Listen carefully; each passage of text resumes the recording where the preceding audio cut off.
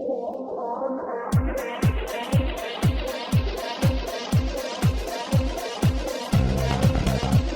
from Happy Valley Studios, it's the MCS1 show. And now, your host, MCS1.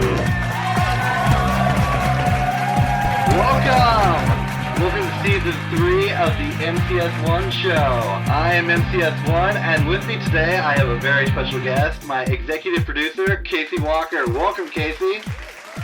Thank you very much for having me. You're welcome. So, today we have a very special series to launch in honor of Season 3. This series is entitled Happy Valley Hate. Yes, Happy Valley Hate.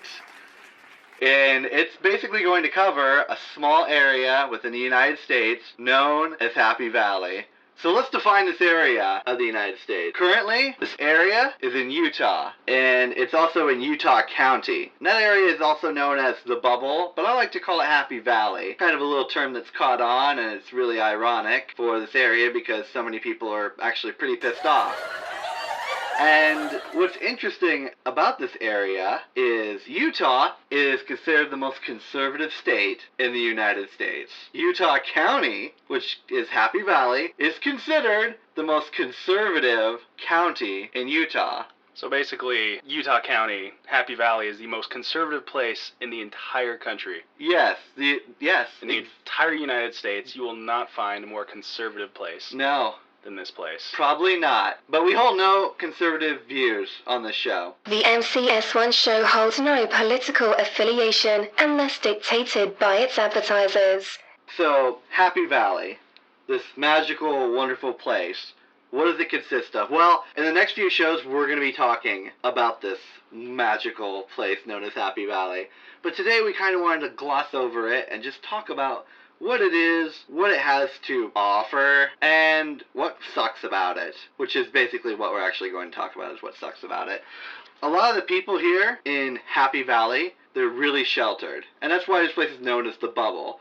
It's kind of like you get in and you never leave, or you're born here and you never leave. A lot of the people here, they're so sheltered, it reminds me of a kid who was raised his whole life in a bomb shelter, sleeping next to a microwave.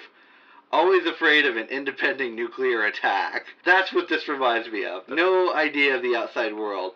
It's like if Brendan Fraser from Blast from the Past came to Happy Valley and walked around and was super defensive all the time for no particular reason and getting offended at everything.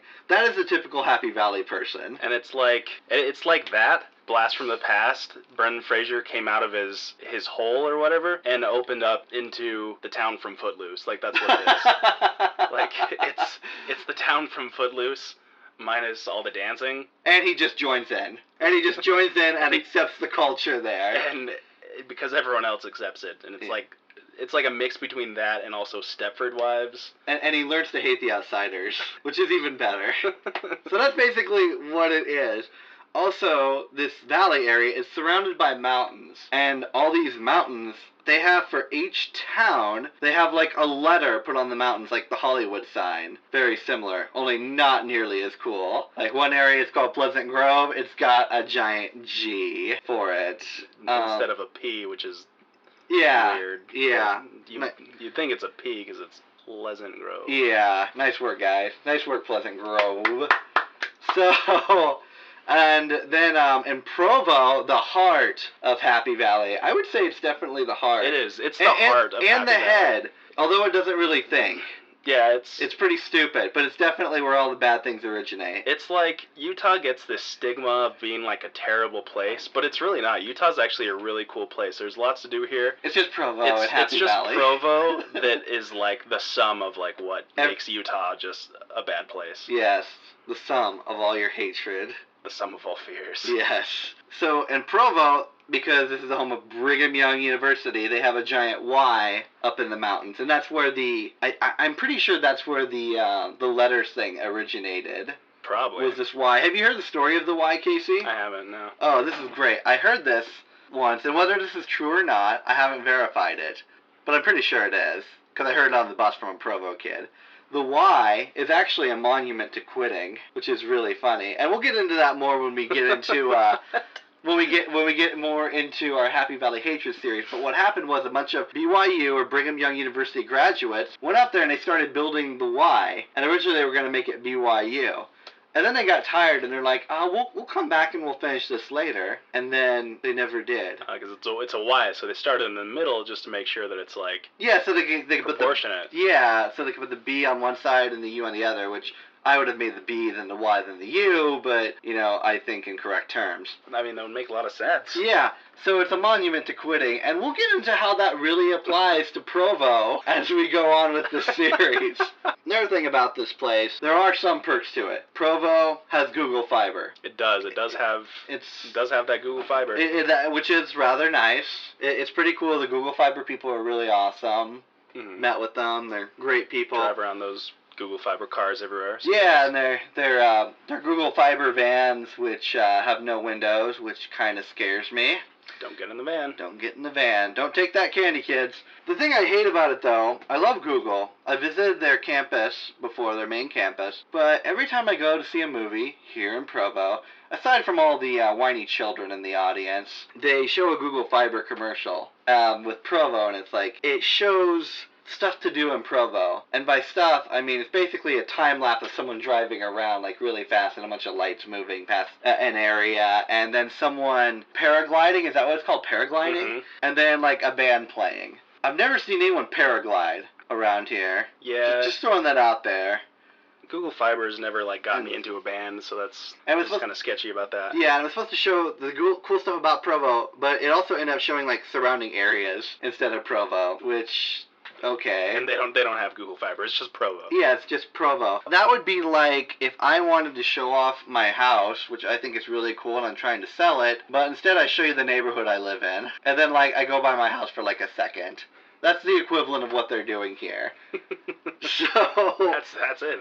That's pretty much it. A couple of other things we're going to cover in the next following weeks is the awful driving. Provo is known for its the worst. Bad driving. It's not defensive driving. It's massively getting offended driving and being rude to others. Yeah, no, it's bad. I'm on a motorcycle, and I was just driving in Salt Lake City, and I was great. It was fine driving on the freeway. It was perfect. I wasn't terrified of my life until I got to Provo. And here, I almost got hit, maybe 6 or 7 times within an hour. The other day, our producer of the show, Merlin was backing out of a dry cleaning area, and these old people backed out at the same time, much faster than he did, hit him, and then right as they hit him, because they both backed into they backed into him as he was halfway out. What? And then they just drove off. No, they didn't. Yeah, really. totally happened to him. And man. I'm kind of a pedestrian. Pedestrians unite, man. And I walk around a lot.